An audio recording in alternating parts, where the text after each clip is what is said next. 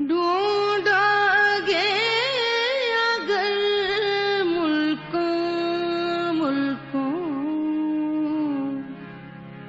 ملنے کے نہیں نایاب ہم، ڈھونڈا گے اگر ملکوں ملنے کے نہیں نایاب ہم۔ بسم اللہ الرحمن الرحیم۔ السلام علیکم۔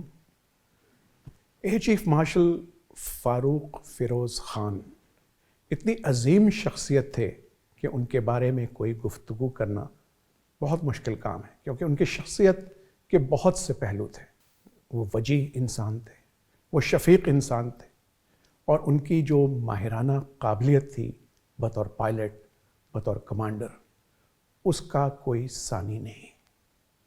آپ واحد ایئر فورس کے افسر ہیں جنہوں نے 3.5 سال تک پاکستان ایئر فورس کی کمانڈ کی، اور پھر 3 سال chairman joint chief of staff committee رہے، اور کسی اور ایئر فورس افسر کو یہ سعادت حاصل نہیں ہوئی۔ ایئر چیف مارشل فاروق فیروز خان کی شخصیت کے جو نمایاں پہلو ہیں، میں کچھ ان کے اوپر گفتگو کرنا چاہتا ہوں، کیونکہ پبلک اسکول سرگودا کے پہلی انٹری کے آپ طالب علم تھے۔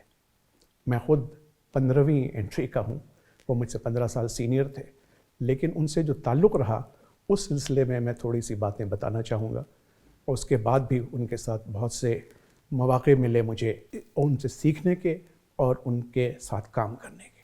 فاروق فیروز خان صاحب سن 65 کی جنگ میں مشرقی پاکستان میں جو ہمارا واحد اسکواڈن تھا، نمبر 14 اسکواڈن، اس کا حصہ تھے بطور فلائٹ لیفٹیننٹ۔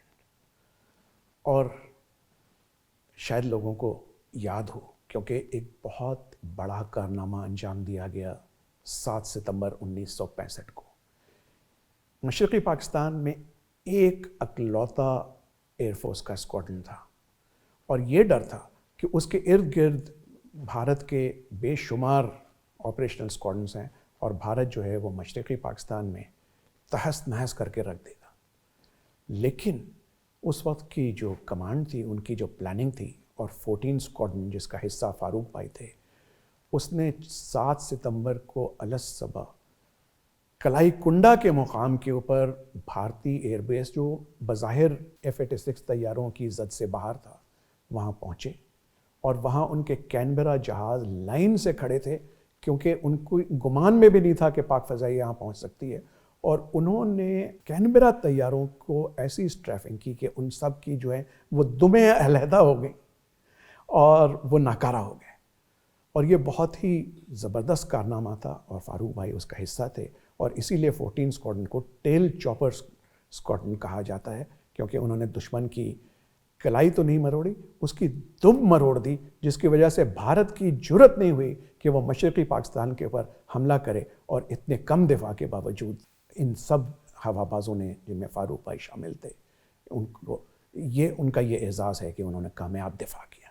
فاروق بھائی کے بہت سارے جو ہے نا اپوائنٹمنٹس ہیں، اور وہ مختلف جو ہے مواقع کے اوپر PF جو ایئر وار کالج ہے، جو پہلے زمانے میں اسٹاف کالج کہلاتا تھا، اس کے ڈپٹی کمانڈنٹ رہے ہیں۔ انہوں نے 2 ایئر بیسز کمانڈ کی ہیں، سرگودا بھی کی، اور اس کے علاوہ مسرور کی بھی کمانڈ کی ہے۔ وہ سینئر ایئر سٹاف آپریشن افسر رہے ہیں، deputy chief of air staff operations رہے ہیں، بلکہ جب وہ deputy chief air staff operations تھے تو مجھے ایک واقعہ یاد ہے کہ اس وقت F-16 انڈکٹ ہونے والے تھے، اور فاروق بھائی نے جو ہے وہ زیادہ تر کورسز شروع میں باہر کیے تھے، اور ان میں انہوں نے نمایاں کامیابی حاصل کی تھی، اور وہ باہر کی فضائیہ میں بھی بہت مقبول تھے۔ تو جب deputy chief of air staff operations تھے تو لاک ہیڈ کمپنی جو کہ F-16 تیار کرتی تھی، اس کا ایک رسالہ نکلتا تھا، اس کے کور کے اوپر ان کی تصویر ڈالی اور لکھا کہ فاروق فیروز خان جو ہالی ووڈ کے ہیرو کے مانند ہینڈسم ہیں۔ واقعی میں ان کی شخصیت اتنی وجیح اور اتنی پروقار تھی کہ وہ اس کے جو ہے حامل تھے، لیکن اصل بات یہ ہے کہ وہ پروفیشنلی اتنے ساؤنڈ تھے کہ انہی کے دور میں F-16 انڈکٹ ہوئے، اور F-16 نے پھر جو کارنامے انجام دیے وہ سب کے سامنے ہیں۔ فاروق فیروز خان صاحب سے میری اگلی ملاقات ہوئی جب وہ vice chief of air staff بن چکے تھے اور میں نیا ڈائریکٹر پبلک ریلیشنز مجھے لگایا گیا تھا، اور انہوں نے ایک دن مجھے سمن کیا. اس زمانے میں وائس چیف جو ہے وہ پبلک ریلیشنز کی ڈائریکٹریٹ بھی انہیں کے انڈر ہوتی تھی. میں ان کے آفس میں گیا تو مشہور زمانہ پروڈیوسر شعیب منصور، جنہوں نے ابھی دل پاکستان کا ترانہ بنایا تھا، وہ بیٹھے تھے. جنید جمشید بیٹھے تھے وائٹل سائنس کے، اور جنید جمشید کے بارے میں بتا دوں کہ وہ ایئر کموڈور جمشید اکبر کے بیٹے تھے اور فاروق صاحب کے بیٹوں سے ان کی بہت دوستی تھی. فاروق صاحب نے فوری طور کے اوپر ایک فیصلہ کیا اور شعیب منصور سے کہا کہ بھائی آپ پاکستان ایئر فورس کے لیے ایک ملی نغمہ بنائیں، ایک موٹیویشنل سانگ جس طرح آپ نے وائٹل سائنس بنایا. شعیب نے کہا میں تیار ہوں، اور انہوں نے جنید سے کہا کہ یہ وائٹل سائنس نہیں اور تم لوگوں نے گانا ہے. مجھے انہوں نے حکم دیا کہ جو معاونت ہو سکتی ہے پاک فضائیہ کی طرف سے آپ کریں گے. پھر 1 سال کی محنت کے بعد نغمہ بنا اونچی، بہت اونچی ان فضاؤں میں ہے زندگی، جس سے کافی پذیرائی حاصل ہوئی. بطور ایئر چیف بہت مشکل دور تھا، کیونکہ جنگ افغانستان ختم ہو چکی تھی اور پریسلر امینڈمنٹ لگ چکی تھی. ہمارے سارے جو ہیں سینکشنز ہمارے اوپر لاگو تھے، لیکن فاروق بھائی نے دلیری سے جو ہے پاکستان ایئر فورس کی کمانڈ کی اور ہمیں اس دور سے نکالا، کیونکہ اس وقت ہم ہو سکتا ہے کہ ساز و سامان کی کمی کی وجہ سے دشمن کے لیے ترنوالا بن جاتے، لیکن انہوں نے ٹریننگ کے اوپر اور کنزرویشن کے اوپر اتنا زیادہ زور دیا کہ ہماری فضائیہ مستعد رہی، تیار رہی اور ہر حملے سے نمٹنے کے لیے جو ہے ہمتن پہنچ رہی. لیکن اس کے آگے چلتے ہیں کہ جب وہ chairman joint chief of staff بنے تو تمام نظریں ان کے اوپر تھیں، کیونکہ اس سے پہلے پاک فضائیہ کا کوئی افسر اس عہدے پہ نہیں پہنچا تھا. لیکن انہوں نے اس فرض کو بھی بہت احسن طریقے سے نبھایا، اور ان کے دور میں پاکستان آرمی، پاکستان نیوی اور پاکستان ایئر فورس میں جو کوارڈینیشن جس کی ضرورت ہوتی ہے، کیونکہ آپ کو بند مٹھی کی طرح دشمن کا مقابلہ کرنا پڑتا ہے، تو اس میں انہوں نے تیاری کی کہ تینوں جو مسلح افواج ہیں وہ آپس میں کوارڈینیشن ان کا بہتر ہو. اس لیے فاروق فیروز خان صاحب کی جو ہے خدمات کو سراہا جاتا ہے. اسی دور میں میری پوسٹنگ ہو گئی بطور نیول اینڈ ایئر اتاشے سعودی عرب میں.